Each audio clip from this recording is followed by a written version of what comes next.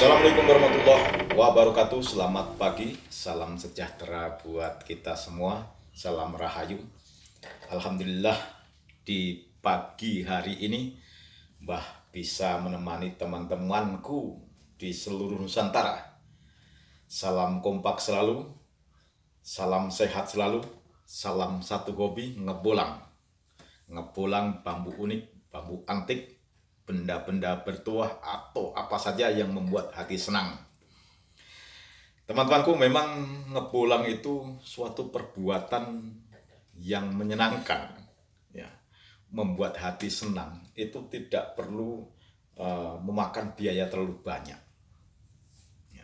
Ternyata tidak menunggu kaya, tidak menunggu banyak duit, tidak menunggu banyak harta, membuat hati kita bahagia. Karena semua tujuannya itu sama, yaitu membuat hati bahagia. Nah, untuk teman-temanku yang sehobi ngebolang, Mbah pagi ini akan memberikan solusi sangu, memberikan modal untuk cara ngebolang. Ya. Memang ngebolang itu kadang-kadang kita nih di perjalanan atau di lokasi tempat kita ngebolang itu selalu dihantui atau membuat sarang sugesti kita bahwa tempat itu tempat angker. Nah, katanya tempat angker, ada penunggunya, ada ya yang menguasai lokasi makhluk gaib, ya, terutama jin atau setan atau iblis atau genderuwo, kuntilanak dan sebagainya. Dan itu memang jenis jin, ya, atau jenis setan. Itu sebenarnya begini, modal, ya. Modal kita seperti Mbah itu belusukan juga di tempat-tempat yang angker, yang dianggap wingit, dianggap pokoknya luar biasa buat orang-orang yang takut, orang yang takut menghadapi makhluk-makhluk gaib tadi. Solusinya apa untuk menghadapi lokasi-lokasi yang dianggap angker itu? Itu sebenarnya mudah sekali, kawan. Ya. Mudah sekali. Bagaimana kita itu tidak dihantui atau ditakuti bahwa di situ ada penunggunya atau makhluk yang jahat di situ. Caranya bagaimana? Yaitu jangan mensifati setan atau jin itu berlebihan, cuma itu saja. Ya. Tanamkan hati kita di lokasi tersebut. Jangan mensifati jin, setan atau penunggu lainnya itu berlebihan. Hakikatnya jin setan itu tidak ada apa-apanya, kawan. Tidak ada kesaktian apa-apa, tidak ada istimewanya, ya. Itu tidak ada istimewanya. Apa buktinya? Buktinya setan pun diusir dari surga, ya. Kalau setan itu sakti, tentu pasti akan melakukan perlawanan sampai diusir dan dijanjikan masuk neraka oleh Allah. Tapi setan pun juga tidak melakukan perlawanan. Artinya di sini setan itu tidak ada apa-apanya. Ternyata tidak ada apa-apanya, tidak ada kesaktiannya. Kalau sakti tentunya tidak mau diusir dari surga, tidak mau dimasukkan di dalam neraka. Jadi kita manusia itu ada akal, sehingga kita memasuki lokasi di mana tempat angker, tempat wingit, tempat apa saja yang dianggap itu begitu mencekam. Kalau kita mensifatinya seperti Mbah katakan tadi, setan itu gagal total, ya. Setan itu gagal total, jin itu gagal total akan menggoda manusia. Katanya setan itu sakti, bisa menjerumuskan manusia. Ya, yang bisa dijerumuskan. Tapi kalau kita cara mensifati setan jin itu tidak berlebihan, mereka pun tidak akan berani menggoda kita. Ya. Asal kita tidak membesar-besarkan. Baru masuk di lokasi tersebut sudah, ada jinnya, mungkin ada setannya, mungkin ada penunggunya.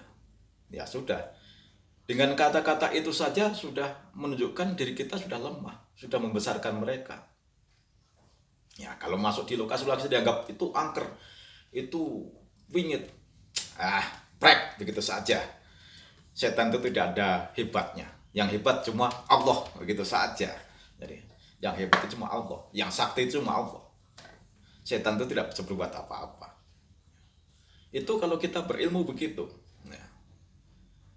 Jadi jangan selalu dihantui ada penunggunya, apalagi katanya kalau mengambil barang ini harus pakai syarat-syarat. Ya. Syaratnya harus ini, syaratnya harus pakai bakar kemenyan, harus pakai ayam putih atau ayam hitam semua. Ya itu membesarkan setan, temanku. Ya, membesarkan setan. Artinya kita di sinilah kita letak kita, kelemahan kita. Jadi kita ini di hadapan setan jadi lemah. Babang itu sering menggagalkan setan, jin, sering sekali menggagalkan jin setan yang tadinya sok kuasa, sok sakti. Ya enggak. Setan itu tidak ada apa-apanya. Kalau cara mensifati kita itu hanya Allah yang maha kuasa. Ya. Ya. Kita ini aman di mana-mana. Setan itu tidak ada apa-apanya. Jin penunggu itu tidak ada apa-apanya. Karena kita cara mensifati setan itu biasa-biasa saja, ya cuma makhluk biasa saja, tidak ada istimewanya. Yang istimewa itu hanya Allah, karena Allah yang menciptakan setan. Masuk kita setan lebih takut, setan malah lebih ditakuti daripada yang menciptakan. Lucu itu namanya, teman. Jadi teman-temanku yang hobi ngebulang, mulai sekarang ya tidak usah takut itu dianggap ada penunggunya, ada setannya, ada iblisnya, ada jinnya. Walaupun itu memang betul ada penunggunya, jin, setan, segala macam. Tapi kita mengeprekkan saja. Ya. Bismillah saja. Hanya Allah yang maha kuasa. Setan pun tidak bisa mencabut nyawa kita, nggak bisa. Kok ditakuti? Itu cara Mbah kalau ngepulang. Jadi ini modal ya temanku. Modal. Tidak usah transaksi, tidak ada usah komunikasi, tidak ada usah memberikan syarat-syarat tertentu.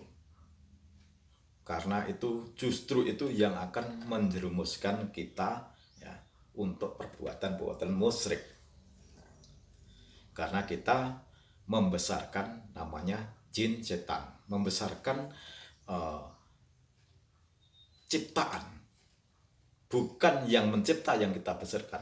Nah, kita harus mensifati Allah itu yang kita lebih-lebihkan.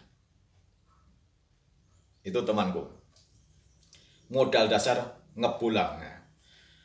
Memang datang ke tempat kayu besar saja sudah merinding, sudah takut. Ada bayangan sedikit saja sudah takut. Gagalkan mereka. Gagalkan itu setan, jin. Itu modal untuk ngepulang yang sama-sama hobi seperti Mbah. Jadi tidak perlu mantra-mantra, tidak perlu apa-apa. Cuma bismillah saja. Segala daya upaya kekuatan itu hanya datangnya dari Allah, bukan dari ciptaan Allah. Ya. Percaya saja, pasti tidak ada apa-apa. Tidak ada apa-apa. Itulah teman-temanku modal dasar untuk ngepulang. Mbah berikan sedikit pengalaman, bukan Mbah Buang itu banyak ilmu atau enggak, tapi ini pengalaman Mbah. Supaya kita tidak kena sugesti, tidak dihantui, tidak kemasukan roh jahat, tidak kemasukan roh halus ya, bukan roh jahat, roh halus atau apa ya nggak ngerti lah itu. Jadi terapkan saja begitu. Demikian temanku, mudah-mudahan pertemuan di pagi hari ini bermanfaat, terutama yang sehobi ngebolang. Tetap semangat dan jauhkan dari prasangka-prasangka buruk, ya, prasangka-prasangka buruk ke orang lain, agar hidup kita ini benar-benar ikhlas, ya, benar ikhlas. Tidak usah berprasangka buruk kepada orang lain. Dalam kehidupan kita itu sudah lumayan. Teman-temanku, mohon maaf jika ada kata-kata yang kurang tepat dan mungkin bertentangan dengan teman-temanku. Mohon maaf, karena Mbah Bambang itu juga manusia biasa yang tidak ada apa-apanya. Demikian, terima kasih. Wassalamualaikum warahmatullahi wabarakatuh, dan tetap semangat untuk ngebolang.